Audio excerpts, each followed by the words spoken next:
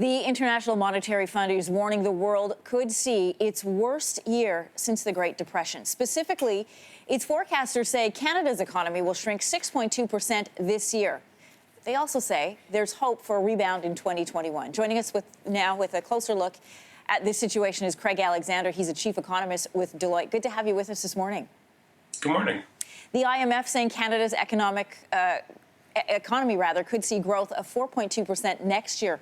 With government attention already turning on how to restart the economy, what kinds of ideas are on the table?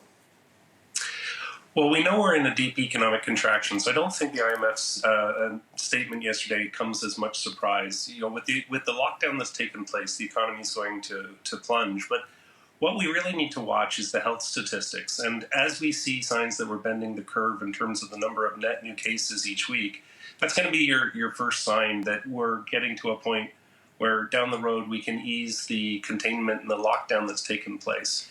And we can already see that happening in parts of the country, like in BC, Alberta.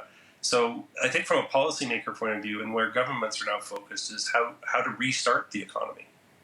The government has unveiled this $82 billion aid package, more aid expected to come in the coming weeks. There is going to be a bill to pay at the end of all of this. We're going to pay for it. Our kids are probably going to pay for it. What does this mean for the economy going forward?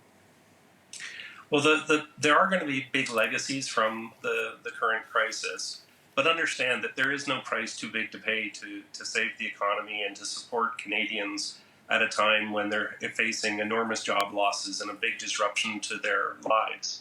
The price, what governments are doing in terms of massive amounts of new programs and spending, when we get to the other side of this, we're going to have more indebted households, we're going to have more indebted businesses, we're going to have more indebted governments, but that's the price we're paying in order to avoid a depression scenario. It's absolutely the right thing to do. But when we get to the other side, I think that ultimately containment will be successful, and that will set the stage that we can relax the lockdown that's currently in place. And when that occurs, the economy will initially rebound, because if you haven't, when all the stores are closed, consumer spending is very low. But when you allow them to go back to the stores, you're going to see a big pop in economic growth, and then we're going to deal with the legacies. So we're probably going to see a slow economic recovery next year. Yeah, and as you point out, Craig, it's so interesting because we're not dealing with like a market collapse, or we're not dealing with an industry fail. We're dealing with a virus. We're dealing with a health issue. So it's interesting to watch those parallels of, as we get healthier, our economy can eventually get healthier. But even with economic growth on the horizon, things are not going to be the same for some time. We know this. What other changes could be permanent?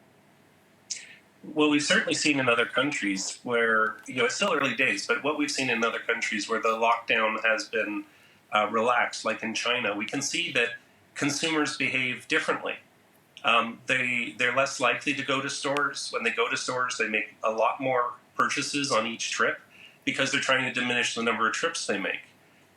There's a reticence to touch goods that are on store shelves because there's still awareness of health risks.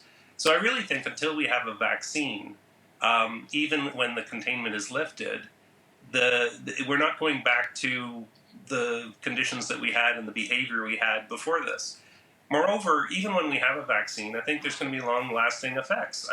For one thing, businesses have figured out now how to do more remote work. I think that we will probably see more Canadians working from home after this crisis, even after the virus and the pandemic has passed. I think we're also going to see changes in the way businesses operate. I think one of the things we're going to see is changes to business supply chains, who businesses sell to and who they buy from. I think you could actually see some shift in terms of more business being done domestically, because there's now awareness that, for some products, we need to ensure that the domestic country can produce, for example, the medical supplies we need. Right. So there's going to be some long-lasting effects, and some of these are very positive. So for example, one of the things that happened immediately when the crisis hit was the government realized that a lot of workers that lost their jobs weren't going to be eligible for employment insurance.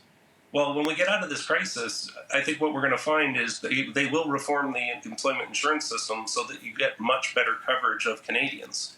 And so I think that there's some positives. Still so much change to come and a lot of still wait and see. Craig Alexander, I want to thank you for joining us this morning. Thanks very much. Thanks for watching. If you like this, be sure to subscribe here. And you can check out more Your Morning videos right here.